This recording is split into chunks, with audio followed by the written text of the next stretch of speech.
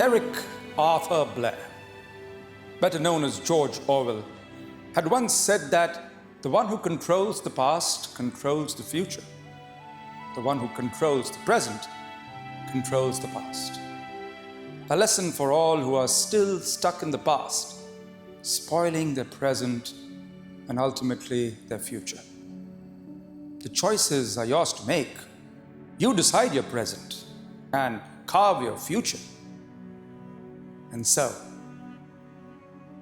once upon a time,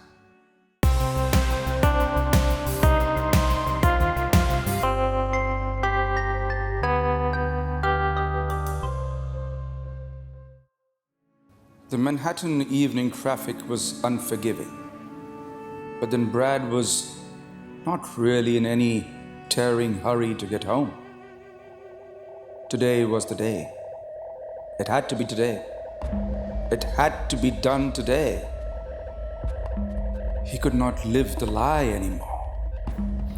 Kate and he had been living together for a year, and Kate was ready to take the next step, which was marriage.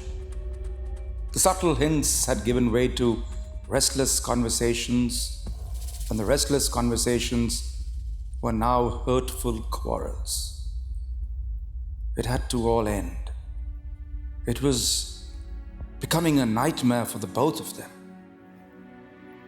He watched the endless rows of cars on Park Avenue and decided to cut through and take the FDR.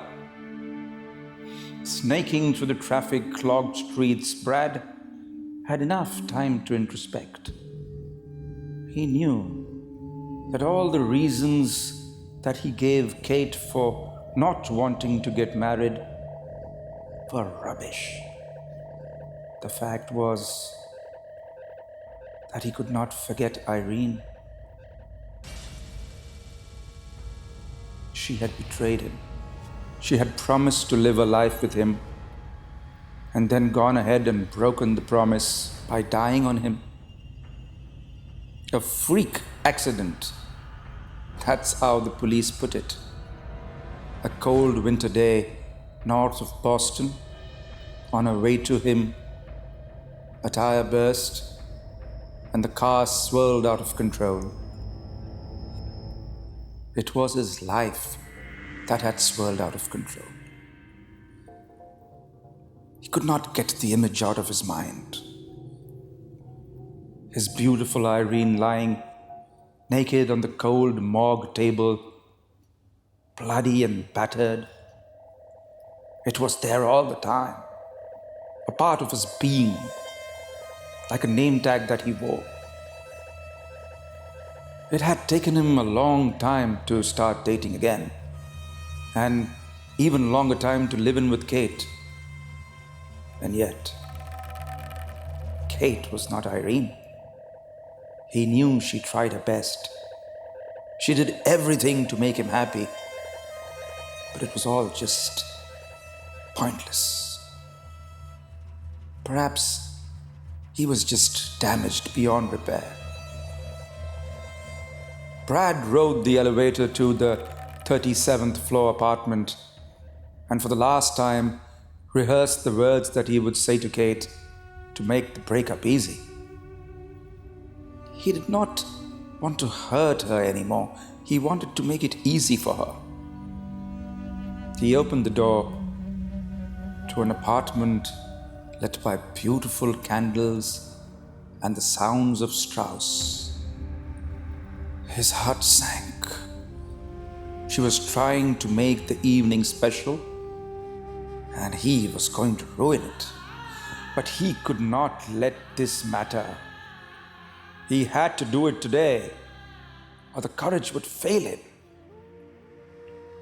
Kate stepped out of the bedroom looking fabulous in a short black evening dress. He knew this was going to be heartbreaking. She smiled at him and, holding his hand gently, guided him to the dining table. It was set beautifully for two, the best china and steel. Brad took a deep breath and was about to say something, but she put a finger on his lips and had him sit down. There was an envelope on the table with his name on it. Kate smiled and gestured for him to open the letter.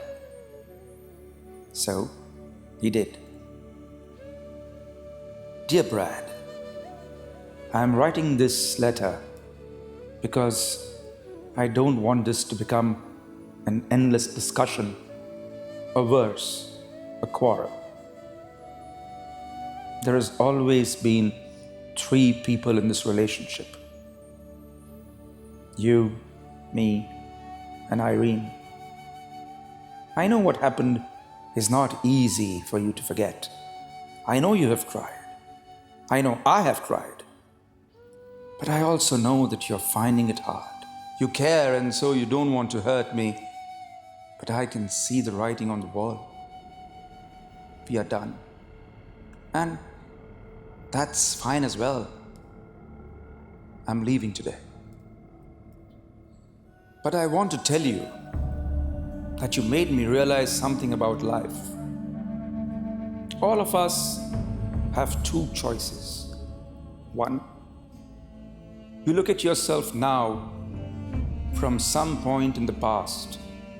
Or 2, you look at the past from where you are now. They're not the same things. Think about it.